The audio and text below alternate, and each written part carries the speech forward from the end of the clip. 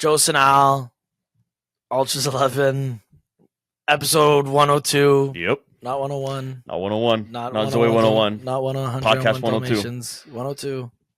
Hey. 102 Romans in the capital. I was trying to make a joke to make light of my situation right now, guys. I'm in the worst. Joe's going through it. I'm in the worst. He's definitely gone through it this week. You know what the worst part of this Since the last time we spoke. If you know, you know. Basically what just happened to us anyway, so now I have to go. I'm brokenhearted, basically.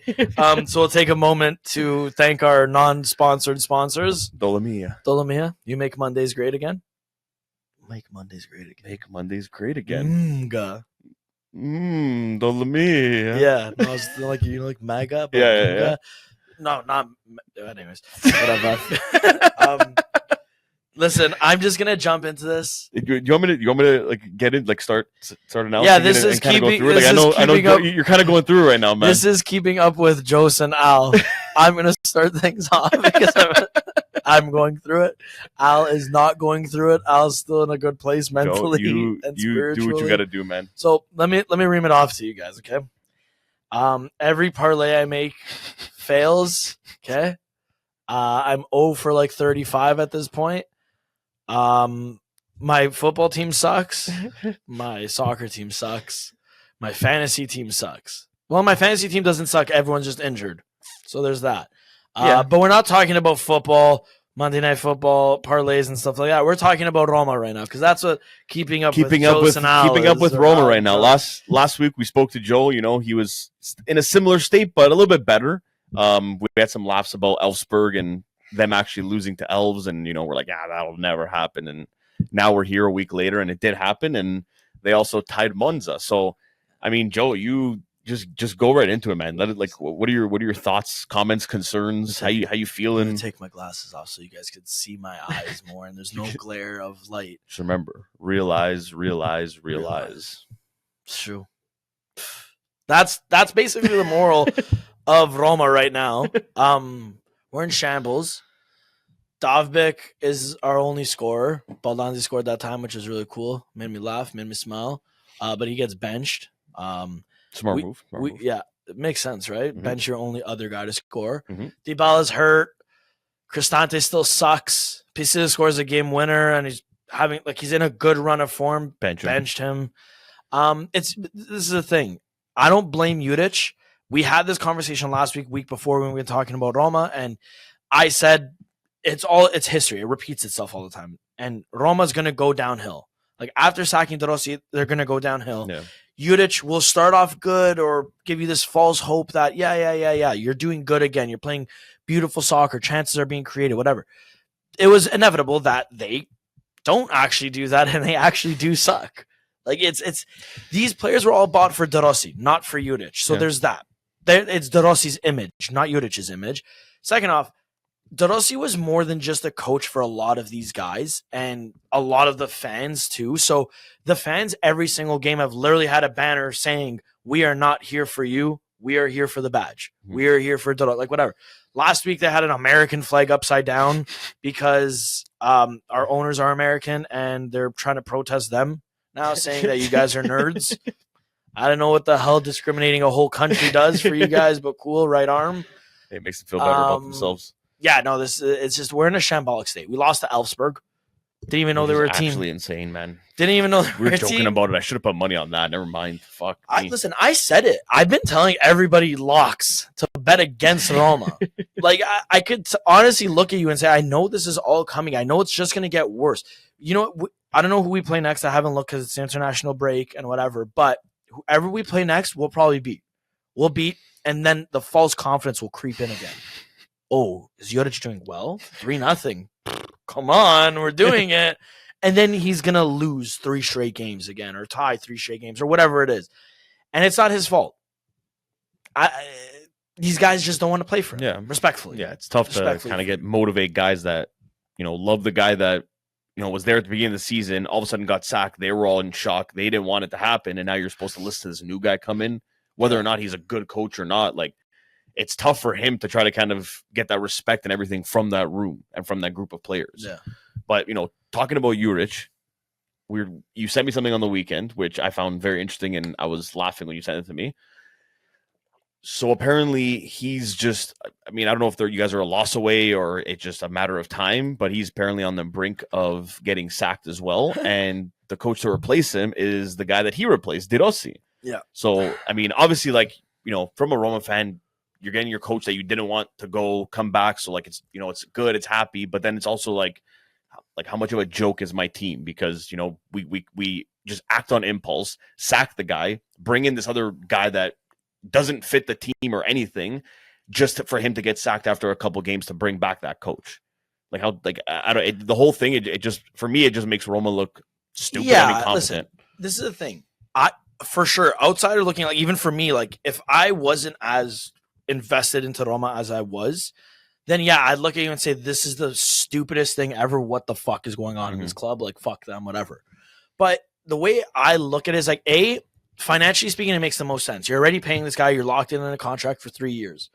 You're still paying him. Might as well try to at least bring him back, ride it out like you originally planned to do. Yeah. B, we don't know what fully went down behind the scenes. There's a rumor of him disputing with our CEO that ended up resigning, 4 days later? Right after.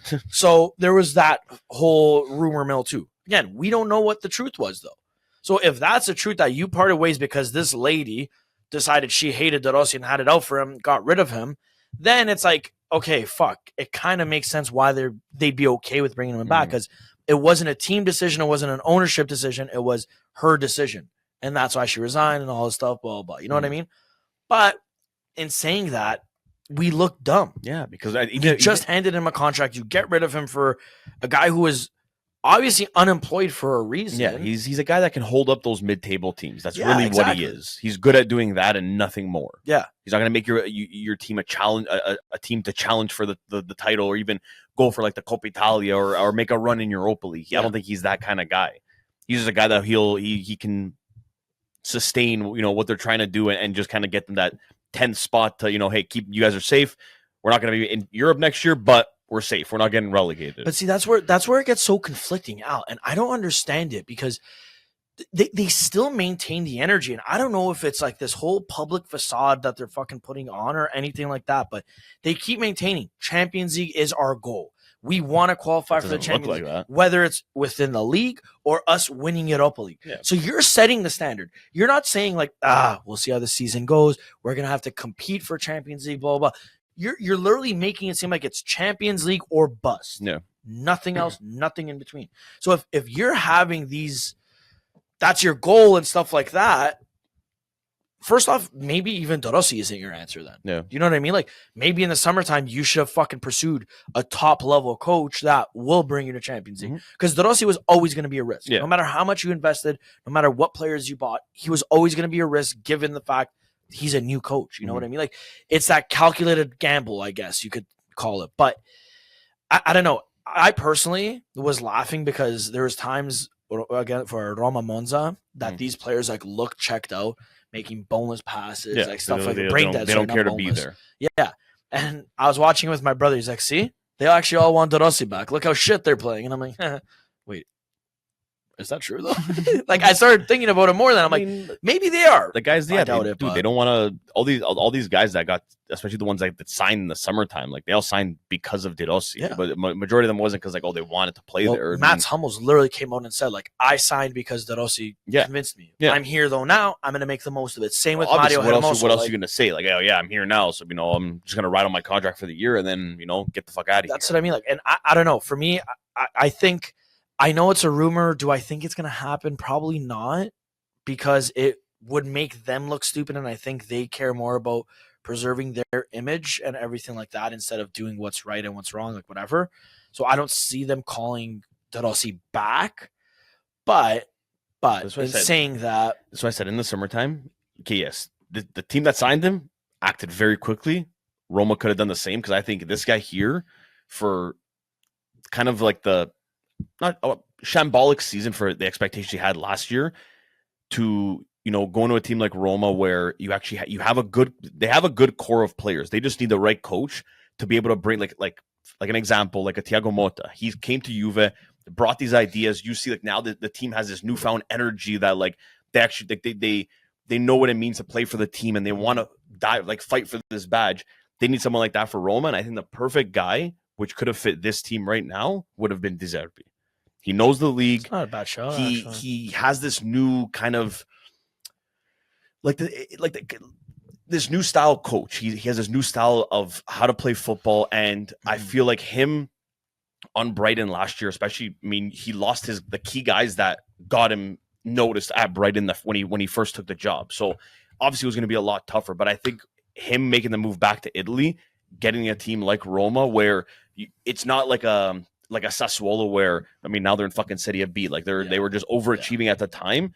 Roma, they can actually make a run, that they have a good set of players. Obviously, it comes down to injuries and all that. But dude, you if they can keep this core for throughout the year, majority of the year, they got good enough depth where they can challenge for a top 4 spot and make a decent run in Europa League. Well, I'll honestly look at you and say, like, obviously it's still really early in the season and there's a lot of panicking going on and stuff like that. I do think it's still quite a salvageable season. Like when you 100%, look, like realistically speaking, Roma's 4 points from second place, 6 points from first. Now, okay, guys, I'm not saying we're a first place team or a second place team, but it's still it's still tight enough. 100%. Roma's still there. 100%. It's not like the season is entirely lost. Their saving grace is that all the other teams aren't performing to their level. no one's, you know what I mean? No one's like running away with it. Yeah, exactly. Just doing unreal. Everyone's having their hiccups. Everyone's going through it. So like that's Roma's saving grace. But like it's only going to happen for so long until you start seeing teams tighten up and even squeeze through those victories, and you're going to start seeing that gap get bigger and bigger. So Roma, they need to do something quickly before it gets to that point. Yeah, and that's what my fear is, though. Like my fear isn't so much like the players ultimately. It's figuring out this backroom stuff. Yeah, figuring out who our CEO is. Too much fucking going on. Figuring out who our coach actually is. Like this is my thing. I hate rumors and I hate when stuff starts going around because these coaches don't see these rumors. Yeah. You know what I mean? Like I put myself in the coach of the shoes of the coach.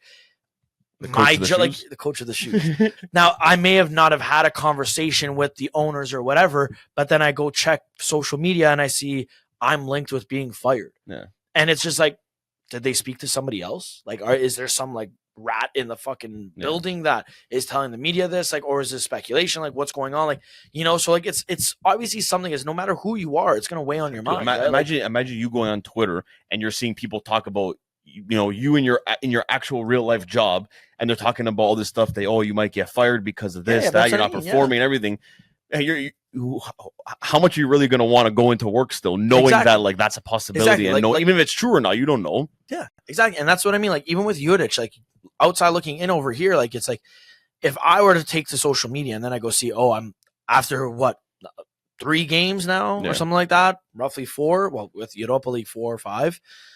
I'm going to be sacked, and the guy that I'm replacing is going to come back. It's like, why the fuck did you even waste my time? Why did you waste my time and bring me here? What the fuck is going on?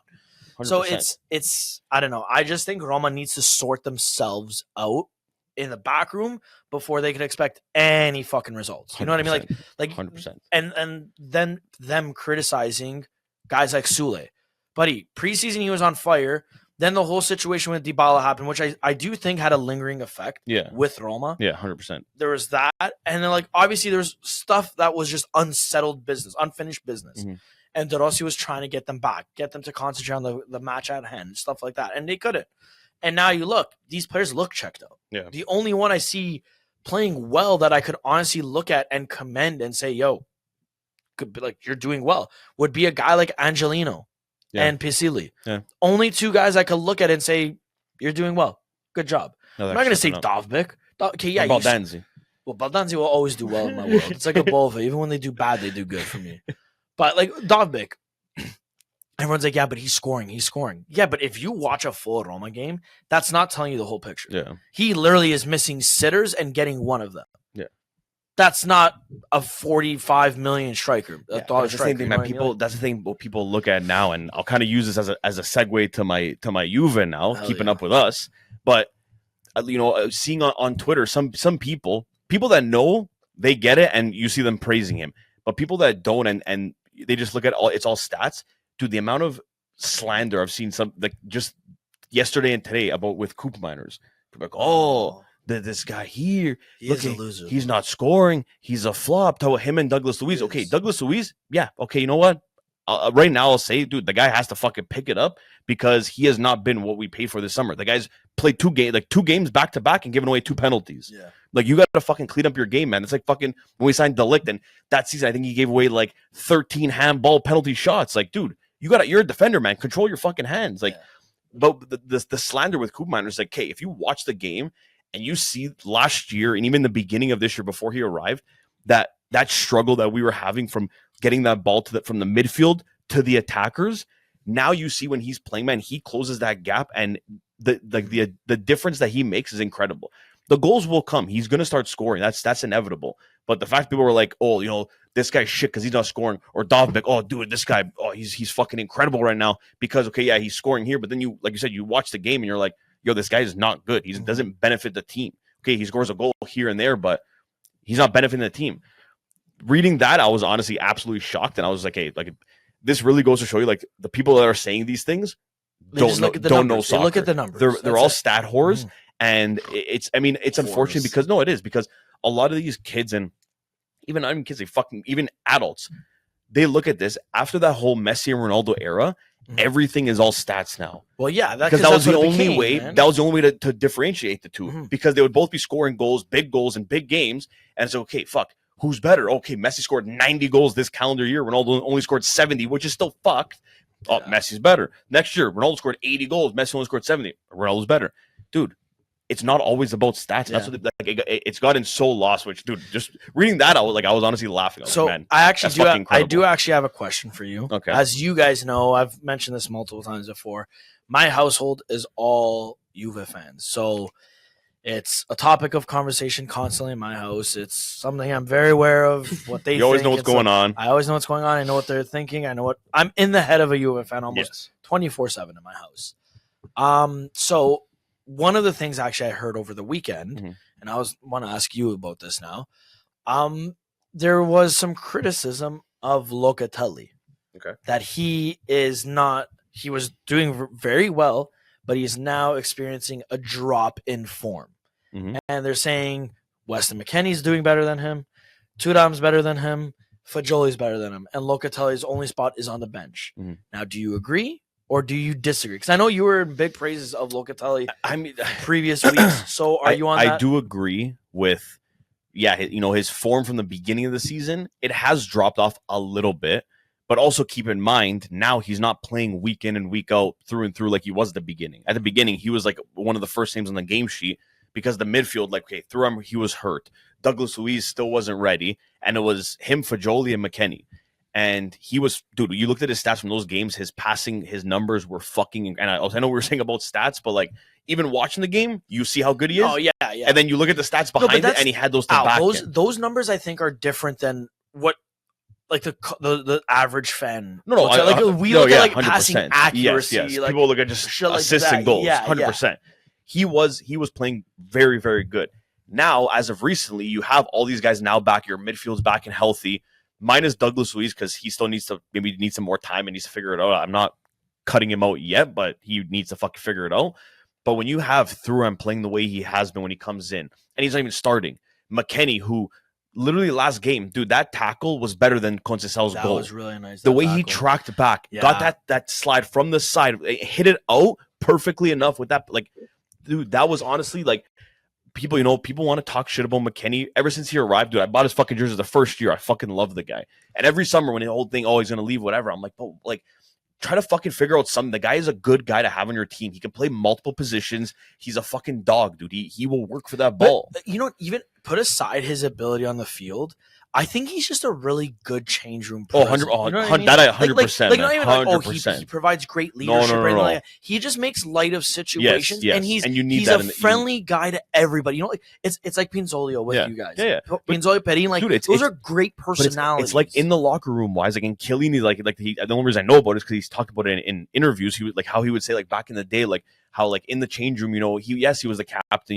He would talk to the team and motivate them, but he would also kind of make light of things and like try to kind of keep everyone's spirits up. While like Bonucci would always fucking hammer down on people and he was like strict. He was like the bad cop, and Chiellini was like the good cop, and it just worked so perfectly. Yeah. And I feel like McKennie is like he's kind of like that class clown kind of leader, like Chiellini is. Like, I can see McKennie being a leader on this team. 100%, I can. 100%. And going back to like the whole the form with Locatelli, the greatest problem to have is when you have this many midfielders and they're all doing this good, because now guys like Locatelli are going to see how great Fajoli's performance this week in Champions League, dude, was fucking. I don't know if you watched the game. It was like Pirlo-esque. It's really nice seeing him. The way he was moving, calm. He would switch the play, dude. He passes the ball with such ease, but such accuracy and power. It's fucked.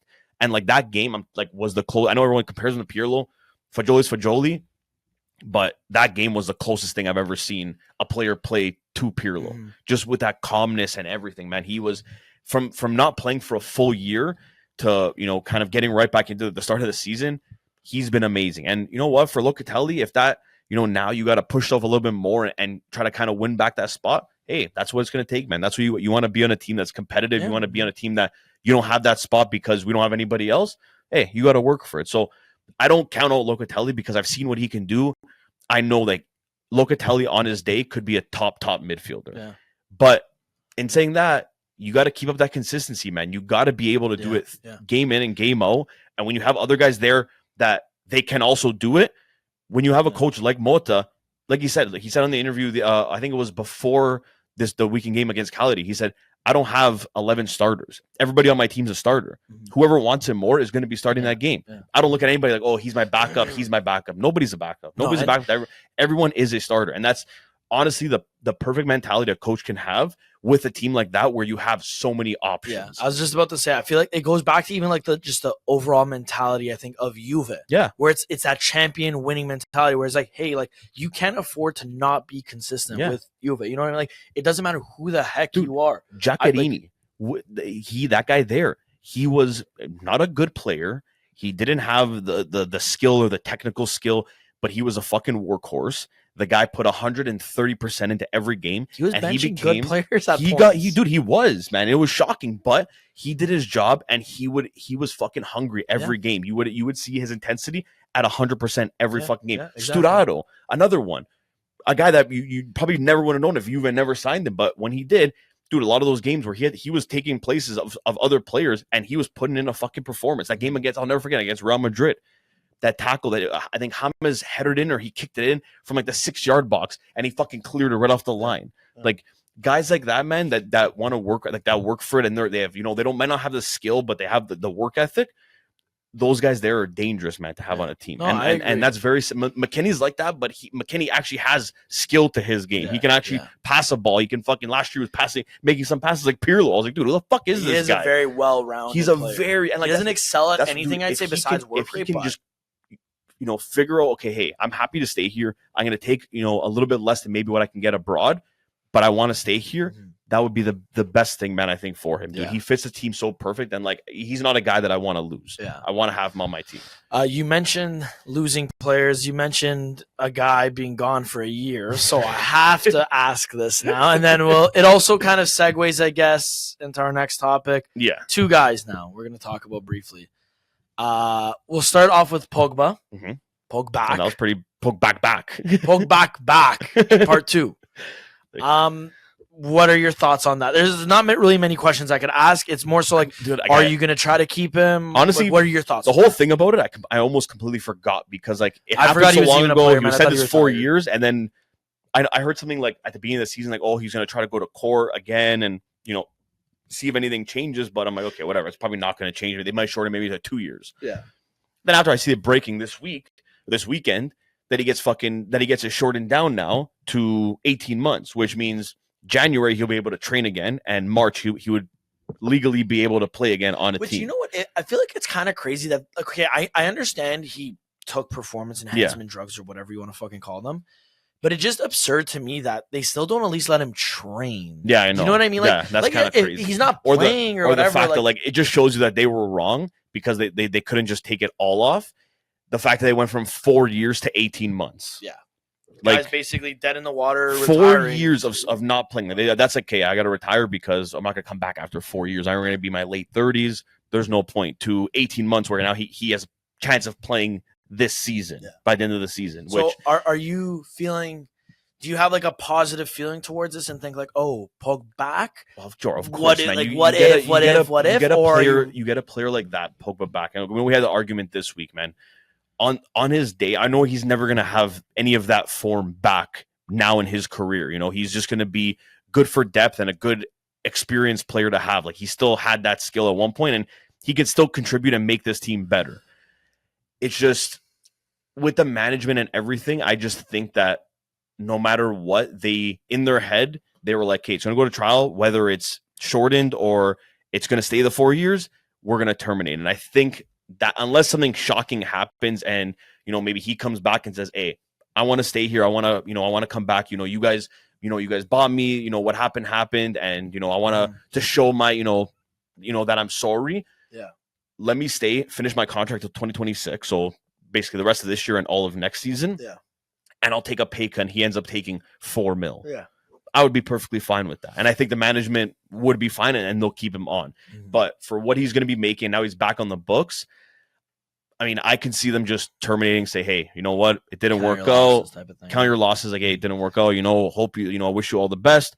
And he ends up, when he comes back, he ends up playing on an MLS team and like starting next year. But realistically, that's probably where he's going to go, MLS or Saudi. Or Roma. We'll take him. I don't think that. But I think it's MLS or Saudi. But I mean, Joe, at the end of the day, I would love him. If Juve said we're going to keep him and he got to play out this last year and a bit with Juve, I would absolutely love him. And you know how much I loved Pogba. He was my favorite player at that time when he was on Juve.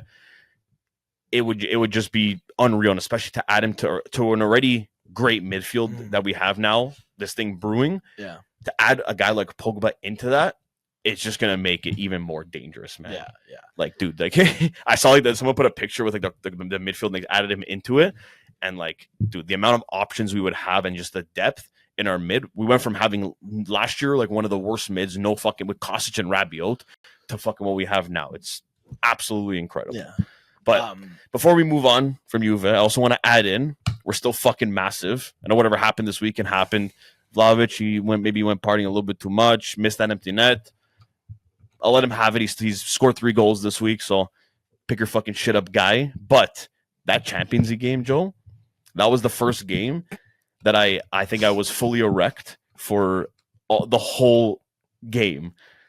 That whole comeback and performance, dude, I was lost for words, man. That was honestly in the last 10 years, and I know in this 10 years, Juve have won a lot.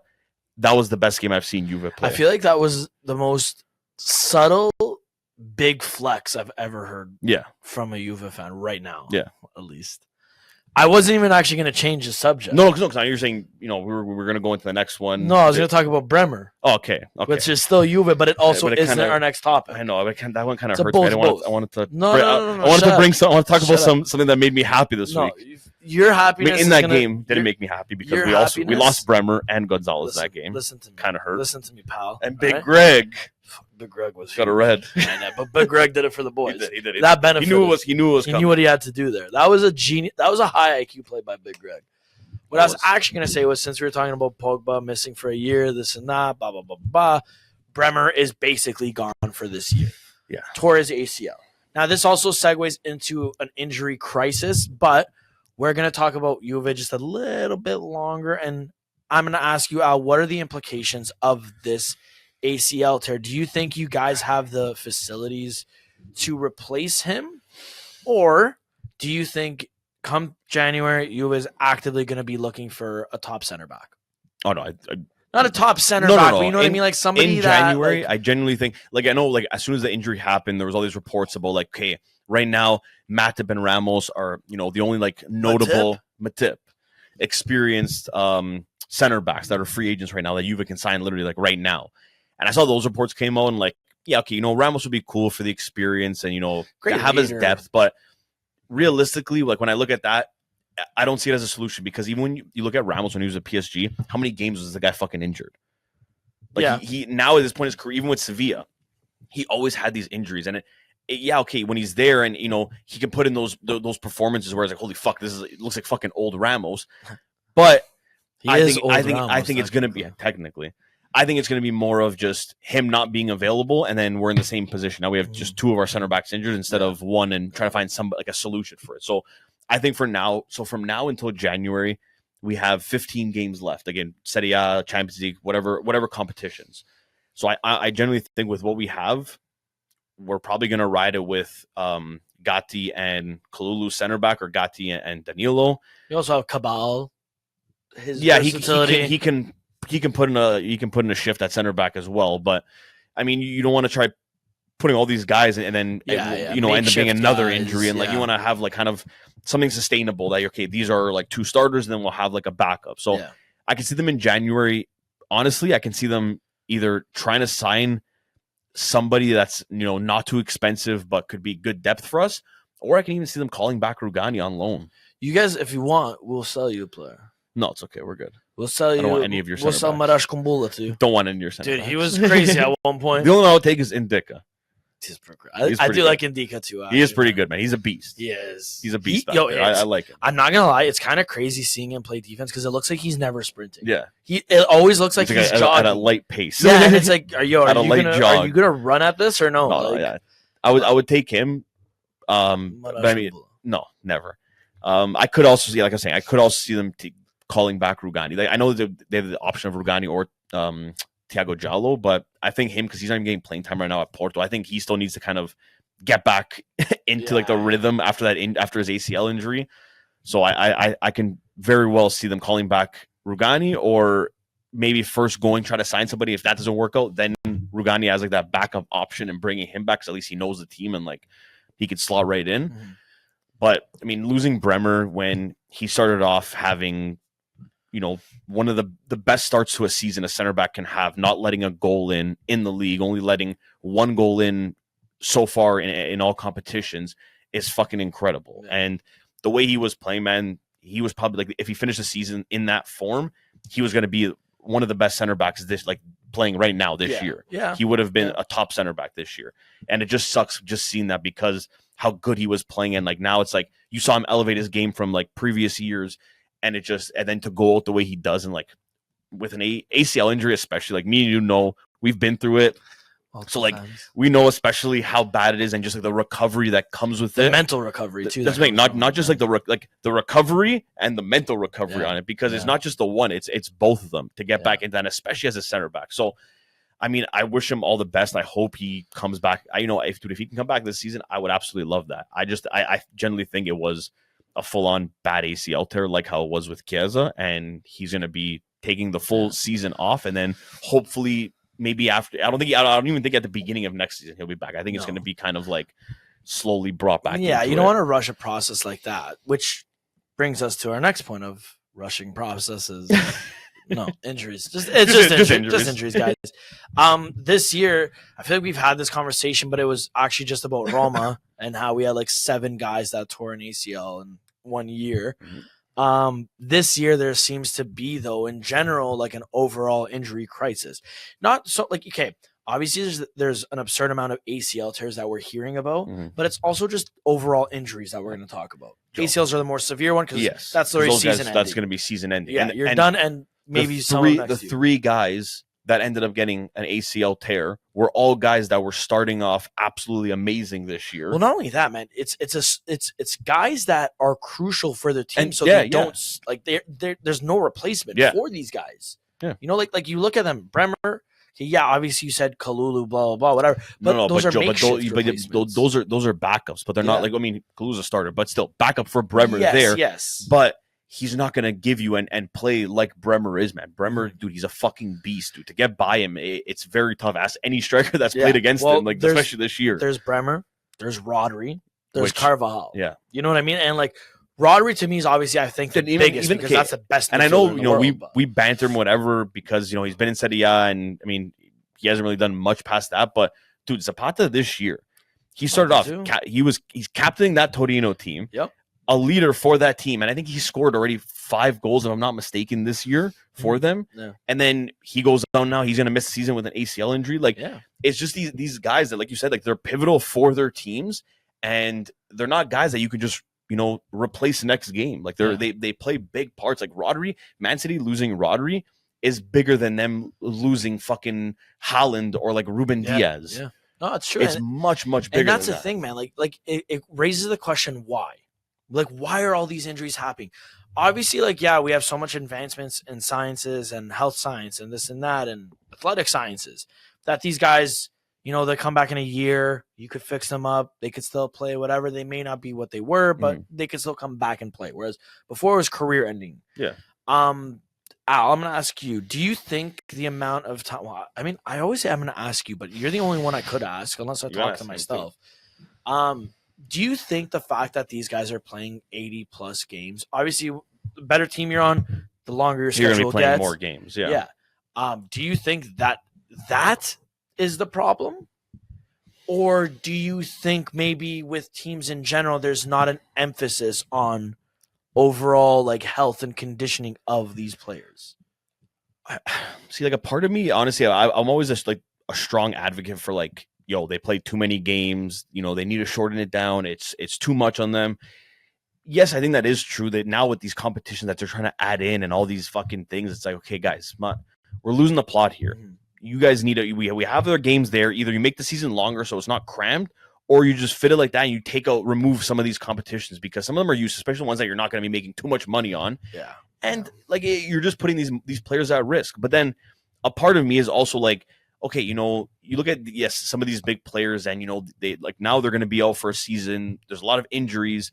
But then you look at some other people, like you look at guys like fucking Ronaldo who have been playing for so long. And the thing with Ronaldo is you see how much, how he treats his body and how much he has it down to like a science where he's taking a certain amount of naps per day. He's eating only certain foods. He's getting like sun time in where he's literally just laying down outside in the sun, just getting his sun in. Yeah. Like, is it just come down to like, a lot of players now just don't have these diets and these teams don't have the right like workouts for these players that are going to avoid these injuries? Like, I don't know. I generally don't know if it's one thing per se or just a mix of everything at once coming at these guys. Like, because you look, man, before and it's like, okay, yes, they are playing more games than they used to, like in let's say 10, 20 years ago. Yeah.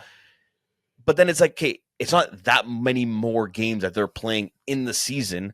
Why weren't there that many injuries back then? Like when an injury would happen, it was like, holy fuck. And I feel like there would be like 1 star injured per year, if that. Now it's like you guarantee it started in between the start of the season to January, at least 2 to 3 big names are getting injured and probably going to miss a season. Yeah. And then you also have, and then on top of that, add probably another like 10 to 15 guys that somehow the whole season they have like those weird little, like the muscle strains. Yeah. It's a consistent they're out 4 games. They play 2 games, out 6 games, play 4 games. Yep. Yeah. No. Yeah. You know what I mean? Like I feel like that's become so prevalent now where like you don't, back then again, it's like you said, you didn't hear about that. Nowadays, it's like that. See, those injuries, I'll say that goes down to the amount of games they're playing. At a high level, at least like. So a part of me, I started thinking about this like I think it was like last week or like 2 weeks ago. I feel like with a lot of these muscle injuries now, a lot of them are players just faking it. It could be that. Like at the end of the day, how are you ever going to? Because you can't really do tests if it's fucking pulled or if it's a strain. You can do tests, but you're not gonna. It's not like an ACL where you do a scan and you can see that it's torn. People will let it slide because it's like we'll let it go. You know what I mean? Like if players are playing bad or if they have a game coming up that like whatever, if they're just getting in their own head, they fake an injury and then they're out. Well, I always if they don't like playing on that certain team that they're on right now, keep faking. I've always thought that too, transfer. Look at last year, and I'm a firm believer. Like I do see what you're coming 100%. From. Not all injuries are real injuries. 100%. Look at Dybala last year. Okay, under Mourinho, this guy played 2 games, injured 3. Play a game, injured 2. Oh, we have to do a load management with him. He'll only play 30 minutes of a game. Yeah. He only has this in his tank. He only has that. De Rossi comes. Dybala was playing literally, like I remember that was our hardest stretch, like game-wise. we're playing big games. He played a full 90. We're playing on Thursday. We went into extra time. He played the whole 120 minutes and went to pens. And this guy would play again then on Sunday, full 90 minutes, and he was doing it. So I'm just like, yo, how do you go from load management to your full throttle? You know, maybe he doesn't like the player, and obviously they don't want to cause disturbances. So it's like, I have my thighs acting up. This is acting up. The team's always going to back. They're not going to be like, oh yeah, he's sitting out because he doesn't want to play. Yeah, like don't get me wrong, Dybala might not be the best example because I do genuinely believe he was injury plagued. Like even at the end of Juve, and we know how much he does love Juve, and that's not a lie or whatever. But I do see where you're coming from, where some of these players are not. I wouldn't say they're faking it, but they're just. There's a pain barrier you could always push 100%. Through. You know what I mean? Like there's so many documentaries out now about these players getting an injection, popping a painkiller. Now, I'm not saying do that to your body, abuse yourself and this and that. But even too, man, you saw back in the days, a guy, he would have a little cramp in his leg and he would keep fucking playing because he knew, okay, we got to win this game. I got to be here. I got to fucking play. Now it's played with the torn ACL. Fuck, my legs kind of hurt. Hey, coach, let me get a sub. I do think the amount of games these guys are pumping out is a bit ludicrous now at this point because it's like, okay, man, we don't need a Clubs World Cup. We don't need a Nations League. Saying in the car today, I don't think I've seen a year where there's so many international breaks. Like, it's absurd.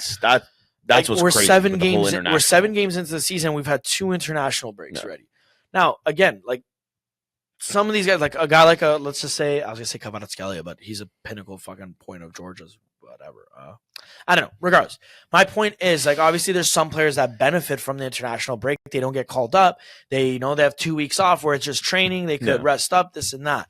But for the majority of the teams and whatever, like key guys are gone, and key guys will keep on running themselves to the ground. And I started thinking about this and like playing with the idea of like every sport has like something like a bye week where like, oh, this week these guys are off, this week like whatever. And you could argue that international break could be deemed a bye week. Yes. But it's not a through and through bye week. Like, 1 weekend where, Roma's not playing this weekend. Juve's not playing this weekend. They're genuinely just resting. Like that whole week, they don't even play Europa League or Champions League. They're just done. But even if they do play, let's say like Juve last week and Roma, they played Europa League, Champions League. It's like let's say Roma had a bye week this weekend, so they wouldn't play this weekend. Then this week there's no Champions League, and then they'll be basically again. Let's say next weekend now it's international. Let's say there wasn't that, they'd be playing next weekend, so they would have that full week off and a little bit. That's the thing. I think like if you're gonna be adding so many more games, either stretch the season out so it's not so demanding on their body. Or a lot more money to these teams. Like FIFA should be doing their part, or UEFA. That like even if you're just competing in the Champions League, you are getting a significant, like almost 100 mil. I'm saying like of money, so you could actually invest in increasing your squad size and getting depth. Because like you look like, I'll tell you right now, Roma doesn't have depth to compete on 3 fronts. Juve, okay, you guys are. I'd say you guys are on the cusp of it. We're not fully there yet. I would say you guys still need to address certain. You guys positions. are only on the cusp as well because your next gen is doing so well. So you actually have good youngsters you could that we're putting in. But you look at Milan. Milan doesn't have the depth. No, the only teams that have the depth to do shit like this would be Inter. Like Bayern Munich. I'd even argue Inter doesn't really have the depth to be not full throttle, but they have enough depth to get through most of it. Yeah, I'm saying like the only teams to me like are those top, Bayern, like Bayern, Real, City. I wouldn't even say Barca anymore. Atletico, I wouldn't say. No, it's 3 teams that come to mind. Liverpool, maybe. They have like a lot of youth too. Yeah, but that's what I mean. Like it's hard, and like I understand why it's difficult too for these guys to do it because. If you want to stay relevant, you got to splash money. But when the average player is costing 30 mil, how the hell are you going to? It's kind of hard. Like how are we going to pick up depth and try to figure it all out, right? So, I think more financial compensation, not for the players, for the teams, so they could put it back into like getting more guys, increasing the squad. I don't know how. For financial fair play, if you're under restrictions, bringing them down to allowing 28 guys to play to 21. Is a good punishment. You're now literally damaging the team way more. Like they're supposed to be getting out of the financial rut. Yeah, but it's so stupid the way the way they do things. Like you guys owe us 30 mil because you didn't comply to our financial standards. Okay, you're only gonna be allowed to choose 18 guys. What? Like okay, cool, man. My whole team's injured right now. Like what the fuck do you want? Now what? Now what do I need? I don't know. I think even adding more games in Champions League was so absurd and so unnecessary. Yeah. Like, I'm watching Roma on Thursdays, and like I even look at them play. It's like these guys don't even give a fuck. Yeah. It seems like, and this whole Champions League has felt weird. It's Like it felt every so game weird, is man. just, it's not what it was for some reason. No. It felt like more fun. Yeah, before. in the groups, Now it man, just it's seems like, dude, it was like people were fighting for something. Now it's like, hey, you're just fighting for a top 8 spot, and even if like get in those middle teams because then you can just you're in a playoff, play one game and get to the There's round of 16. out of the amount of people that are there, at least 10 of these guys are bottom feeders. Yeah. So we all play those bottom feeders at least once or twice. Yeah. Whatever, let's just pump them. Cool. That's shit. Yeah. Like, no, I don't know. There's a lot they could do, and I think it's a mix of everything. I think also the whole generation of football that we're watching has gone really soft, that these guys don't want to play through any bit of pain. Yeah. Now, obviously, that's true. But I mean, again, this goes back to the original thing, which I think is still going to happen, but the Super League. How much it's literally like this Champions League, but one league with all the teams, and it's not a separate competition. yeah. So you're not adding more games, you're taking away games. Which would be fine. Like, if you told me, it's like, okay, if you told me these top teams in total, the soccer season isn't 38 games long. It is now 20 games long. Mhm. I'd say, cool. I'm Yeah. okay with that. Shorter, better, more full tilt players, less risk of injuries, stuff like that. Even the quality will go up, man, because let's like a team like Roma, if you guys are in there, just for being in there, you're getting 300 mil to spend on players. None of this FFP shit where you have to worry. But you guys can bring in quality players like everybody in that competition, and you're week in and week out, you're going to be watching good quality soccer, not just shit fucking. I think there should be a restructuring with everything football. 100%. Not just Champions League. Like, I'm going to look at you and honestly say, I can't remember who did this thesis. I read it, though. It was like a soccer guy. I can't remember who it was. I want to say it was some crazy fucking German guy. I can't remember, though. When I figure out the name, I'll say it. Or I'll tweet it. I'll tweet it. But he was actually he was talking about restructuring all of football, and it's been in my head since. Literally, the main point is dropping down the amount of teams in every single league. You know how in Italy there's 20, Prem 20, like whatever. Dropping it down to 10 teams. And then from there you have Serie A. Then you have Serie B, which is 15 teams. Yeah. Serie C, they'll have 20 teams, and they'll have like more, like whatever. But Serie A, the main league, you have 10 teams and 10 teams only. Your top 4 go to Champions League or whatever. You're only playing 20 games in a season. Sorry, 18 games in a season. You're only playing 18 games in a season. So that means you don't have to play those weeks where it's 2 games in a week for your league. It's nothing like that. It's 1 game all the time. It's done in 18 weeks or whatever it is. You can even stretch it, make it even longer than 18 weeks, whatever, with all the different competitions. You have those games, and then it also increases the competition. It increases the money you're splitting up amongst the teams that are in that respective league. Mm-hmm. Like, imagine in Serie A, to get promoted now, you're not getting a high five and a pack of cigarettes. You're actually getting 10 mil or 20 mil. Yeah. Obviously, the Prem is the biggest market, so that's why I'm not bringing them up, because they get 100 mil to go to the Prem. 100 mil just so they're fine. But I'm saying like smaller, bigger leagues, like Bundesliga, Serie A, and La Liga. Now these teams getting promoted, they'll actually fight more for that promotion, because when they get up there, they're actually getting money that could reinvest into the structure of the club and everything like that, more players. Then teams don't want to go back down to the bottom division, because then they're not getting any bonuses. No. You know, like it's better for dividing the money, compensating whatever, increases competition, and you'll actually start to see more complete leagues. Yeah. Not fucking one horse league. Yeah, you know, one the farmer league would cease to exist because money's dispersed better and evenly almost. Yeah. But I digress. We harped on that for a while. Sorry, I went on my tangent.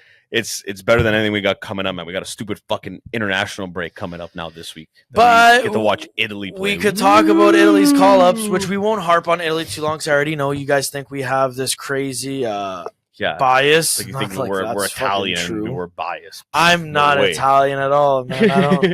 What the heck? Start speaking in Italian right now. The whole thing. But so me and Al are gonna go through the Italian call-ups, guys we agree with or disagree. We're not going to go through every single all 23 we're not gonna guys and start naming everybody on the team. Obviously, the goalies we're not going to argue because that's the most perfect Big Greg three. Big Greg got called up finally. You know, like we're not going to argue that because we already know, anyways. No matter who gets called up, Donnarumma's the through and through starter. So the Big Greg comes. You could literally call up like Donnarumma's brother, and you would still know Donnarumma starting. But you don't know which one. Kind of get me on a technicality there, actually. I was trying to think of something. I'm like, Antonio sees Donnarumma on the game sheet. All right, I'm ready. Coach, I am coming here to play for you. No, not you. No, your brother. Borat, dude. I don't know, whatever. Anyways, so some questionable names that you see, Al. Mm-hmm. Anyone that comes to your mind? I already know we're both thinking the same one. Let's say it on three. Ready? 1, 2, 3. Di Lorenzo. Okay. Not the same, but we probably think about both of them the same. I was gonna say, yeah. I was gonna say, like, I think Di Lorenzo. We went a different route. I went defense. You went mids, but I'm going pure Pellegrini because it's Roma. So we both agree that those two guys on this sheet. Why the fuck are they still on this sheet? Yeah, I don't know. I'm sorry. I'm telling you right now. I said it in the garage. I think Pellegrini has a sex tape of Spalletti. Yeah, there's no way. Then Di Lorenzo is Spalletti's son. Yeah, and also Spalletti, I feel like he has a contract with FIGC, no more than 3 Juve players at a time, because every time. I'm sorry, man. Every time, I'm not saying we're God's gift to the fucking soccer, but every time, dude, go look at every call up from the Euro, from all these friendlies. It's the maximum 3 Juve players at all times. It's comical to me as well because like you look at the defense that was called, and obviously defense besides Di Lorenzo, I wouldn't really argue too much. I wouldn't argue with certain players. Like, but why is Gatti not there? That's what I was going to say. After the start that he's had, a guy like Gatti should be there, and I get it. Gabi has been doing well. Okoli is the questionable one that I replaced for Gatti. Yes, I get why they put Okoli in because he's young. You want to get him in there, like whatever. Those two guys. But Di Lorenzo, see you later. Go home. Out of there. Sorry, not sorry. There has been better right backs. 100%. Right now. Like Cambiasso can play right back. That's what I mean. Like Cambiasso's there. I'd even go as far as Bellanova. Yeah, put Bellanova there. Yeah, that's what I mean. Like both better options than Di Lorenzo. Di Lorenzo is not it anymore. But that's like that's like his favorite child. So like he's just always gonna be. You know what Di Lorenzo is like. I mean, Di Lorenzo is you. You're only on the team because your dad's the coach. I was literally gonna be like, yo, you know those guys that they were only on the team because their dad was a coach. And as I was thinking, I was like, wait, your dad was a coach. So guys, this episode's over. Thank you so much. Wait, no, fuck you. I was on the high school team and we won OFSA. Well, your dad was also the coach. No, he wasn't. He thought he was the coach. Yeah, he was on the bench. He did come on. He was on the bench. He said he was gonna help out. My dad always kind of okay, obviously not you because you actually had skill in your game. And I will. Hey, you've stopped me multiple times. And I was at one point I was a league's top scorer, dude. I was like fucking Moise Keane of this year right now. I was Moise Keane, great. I was pretty crazy. Great guy. Great call. Fuck you. You know what's funny? So I never ever actually put 2 and 2. Well, hold on. Side story. Shut up for a second, pal. Side story here. That was the second time I've heard that this week. Really? Yes. So Antonio, you guys don't know it. Oh, actually, Antonio was on our show once. Yeah, he's the TFC fan. TFC guy. And he was talking to my nephew about was my uncle like actually good at like soccer, like this and that, like whatever.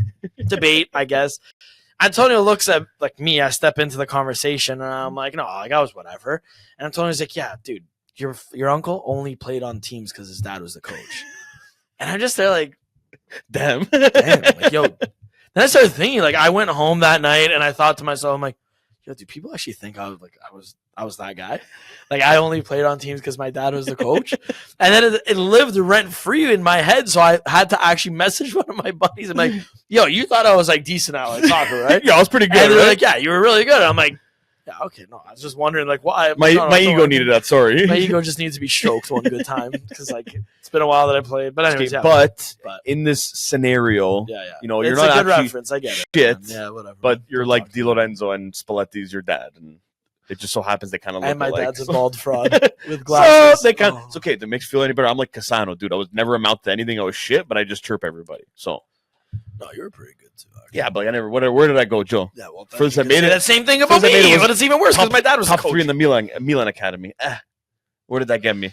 Nowhere. I'm still here. A torn ACL and a podcast with me, buddy. A torn ACL, a torn LCL, and a podcast with my buddy Jose.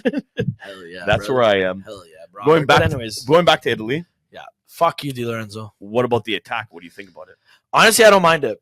I don't mind it because I think Moise Keane's been on fire.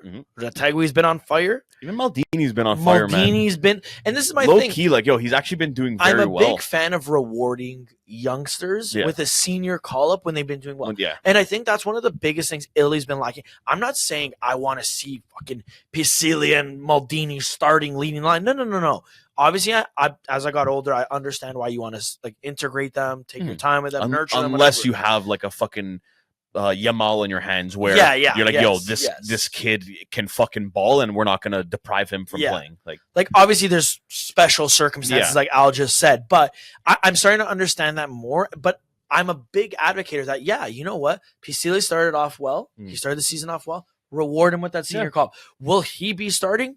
I don't know. Will he feature even for a minute? Yeah, most likely. And I think that's good because then it's like, it's a positive reinforcement. Even if he doesn't, it's still good just for his own like just mental state because you see that the work I'm doing is not going unnoticed. That's the biggest thing. I've been doing well for Roma.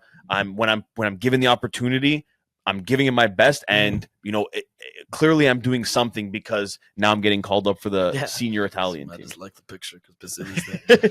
But you know what I mean? I agree. That's where Italian managers struggled because we weren't rewarding these younger kids, and then they ended up just I don't know if it was just they kind of took that as like, hey, whatever, like, why am I even going to try for? And then you just saw them start falling down. It's like these kids that had all this hype, you just saw it just die out, and you're like, okay, what happened to the middle part of their career? Like El Shaarawy, wonder kid, supposed to be this next big thing, big gap in the middle of his career where he just died, and then like later on, like with Roma. Like there's been like the last couple of seasons where he really stepped up and like he looked like holy fuck, like yo, I remember how good this guy was. Like he actually has some skill. It's like, yo, if he can just channel this every game, like he can be something half decent, not a former wonder fucking kid. top of the fucking top of the world player, but he can do very well. Yeah. And it's just, I think what Spalletti is doing now, I do like it. He needs to figure out this whole fucking Di Lorenzo situation and tell him, hey, buddy, I'll see you at home tonight. It's crazy because I genuinely look at Italy, who's on the up, like in that position. Because Italy's team, it's like Del Piero said. Yeah. Defending is their passion. That's their biggest thing. So you could look at me, show me an average midfield, average attack. As long as my defense, Italy's defense is D's, that's what I'm content with. And I look at their D. It's a really good situation that Italy's in, that there's so much.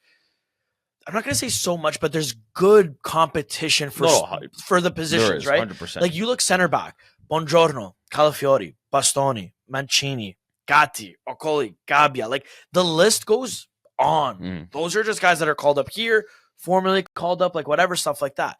You look at the left back situation. A lot of people will say to me, oh, there's just DeMarco. No. That's really not true. You have Cambiaso that plays everywhere. So he's always a name that you're going to hear. Udogi, probably one of the best left backs in the league, I'd argue. Yeah. Calafiori, who can also play there. Calafiori, who could also play left back. Like, obviously, it's a different system. They play wing backs for Italy right now. But I'm just saying, it's a little bit different. But at the end of the day, man, in a 4-man back, 3-man back, Italy's D should not change from, let's say, 4-man back, left back, DeMarco, Bastoni, Calafiori, Cambiaso. You're going to 3-man back. You got DeMarco and Cambiaso as your wing backs. You're 3 in the back. For me, Bastoni, Calafiori, and Gatti. Those are your 3. Listen, I'm an advocate for Gatti. I said it last year when he wasn't called up. I understood why he wasn't, because he still had a lot of maturing to do and everything. Yeah. But seeing him this year, and it's not because Al's beside me. Like I was always a Gatti fan because of his raw passion. That was a construction worker 5 years ago. And I love those stories. I love that grit. I love those players that play with a chip on their shoulder. Oh, like give me 10 of those guys. Even if he is so raw and in your face and doesn't have the actual technique, I don't give a fuck. I'd rather ride with those guys. Yeah. And Gatti this year, I don't know if it's that captain's band that made him mature so much. I don't know if it's Thiago Motta. I'll say it's a mix of both, but he has evolved. Yeah. It's still very early. I get it. I don't want to jinx him like I usually do with all these No, players in my but life. you've seen the step in a positive Yeah, direction. you see this that year. maturity in him. 100%. That it's almost like the maturity that literally I'm not comparing them and saying they're the same guy, but it's almost like that level of maturity Chiellini had. Yeah. When Chiellini had to step into the role of being the leader of that defense and he switched to a center back from a left back, that's when you saw him. He was still a fucking klutz and in your face and everything like that. But that's when you saw him mature. He wasn't so barbaric with things. He started developing this technique and he started just maturing in every sense of the word. And that's the Chiellini you guys all know and love and think is the greatest, one of the greatest, you know? And I think, too, it will benefit Gatti this year because now Chiellini's back with the club. He's working with Juve now again. Having a guy like that where, Gatti probably looks up to him big time, especially on the same team, another Italian defender. Mm-hmm. And he's having been a Juve fan his whole life. Exactly. So he's seen being able to work now with him and, dude, to pick the guy's brain, like Mourinho said, like to learn like the art of defending from him and Bonucci, you got to go. Not even Harvard can teach that shit. Yeah. Like they can teach him, or he can teach him so much that I think honestly, like you're gonna see the difference even throughout the year of Gatti's game, just improving and improving and improving. Yeah, no, I agree, and for me, that's why it's bitter. Mm-hmm. It makes me very bitter that you're not calling Gatti up because then it's almost like again, it's like what you said. You put yourself in his shoes. Yeah. Where it's like, why am I even fucking doing this? Yeah. Obviously, he's doing it for his club. He loves his club, but it's like what Spalletti said before the Euro. This should be the highest honor for these players to play for their national team and to represent your fucking the country that you're from. And a guy like Gatti, he's one of those guys that oozes that kind of passion, and that he'll die for the badge. Yeah, like like whatever badge he's wearing, he's the first one fucking biting his teeth, ready to fight. And he's the guy that if you don't give him those things, he will get down on himself. And I agree with that. Him not getting called is just stupid to me.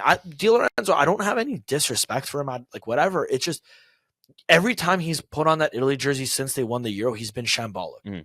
It's like I would not just fucking even Di Lorenzo. I'm gonna even look at Pellegrini and say it. He's maybe had since he became their number 10, so last year or whatever, 2 good games with them. Yeah, honestly, 2 good games with them, and I love Pellegrini, Roma player, my captain. Spalletti must have something with Locatelli. Must have something. The fact he's just not calling this guy. He should have called up Bove. Probably. He's been doing pretty good with Fiorentina, man. I miss you so much, man. Please come back. He's got a new friendship. Yeah, I know. He thinks he's MSN. When I saw that, I'm like, what the hell's going on, man? Like, stop. You're not one of them. Yeah, he's never coming back, though. He's going to come home. He's never coming home. In a perfect He has a new home. He's coming home. And his new dad is Camiso. All the Camisos run my life. Apparently, that's the story of my life. The Camisos. Another one owns your child now. So, damn. I mean, I don't know if you want to continue off that or you want to wrap things up there. I just made Joe accept that Bova is never coming back. And run my life. He's now with a Camiso and it's over now, Joe. It's okay. You know, it'd be crazy actually if I were to date a girl with the last name Camiso, because then it's really really in your life. There's a lot of Camisos. There's a lot of Camisos right now. But anyways, enough talking about the Camisos. Yeah, sorry, Camiso. No problem with you guys. I don't have a problem. I just have a problem that you took Bova. Yeah, I'll do that. Different Camiso though. Sorry, I think I'm just. You kind of shook everything up. Sorry. But it's okay. But anyways, guys, that's it for today's episode. If you guys haven't already, don't forget to follow us on TikTok, Twitter, and Instagram at UltrasXI. Don't forget to subscribe to our YouTube channel and go like the latest video and leave a comment on it so we know that you guys are coming from this podcast. And then next week, we're probably going to have guests. Our guests back again. Heck Not yeah, just brother. us two in front of the camera the whole hour that you guys are going to be listening. We might have, we're going to have one. We might even bring 2, make things a little bit even crazier. Yeah, we're going to pit them against each other. Yeah, basically. That's essentially the plan. So hopefully they don't watch this episode. So they don't know the plan. Hopefully one of them brings like a knife. So you see something crazy. No. They don't stab each other. Just like a yo, that's it kind of thing. Then we're not going to post it, dude. There's violence in the video. No, it's fake violence, man. Yeah. It's one of those knives that closes on impact. That's nothing serious, guys. Just all props here, guys. It doesn't go inside anybody's skin. But anyways, guys, we'll hear you next week. We'll see you next week. Ciao. Take care.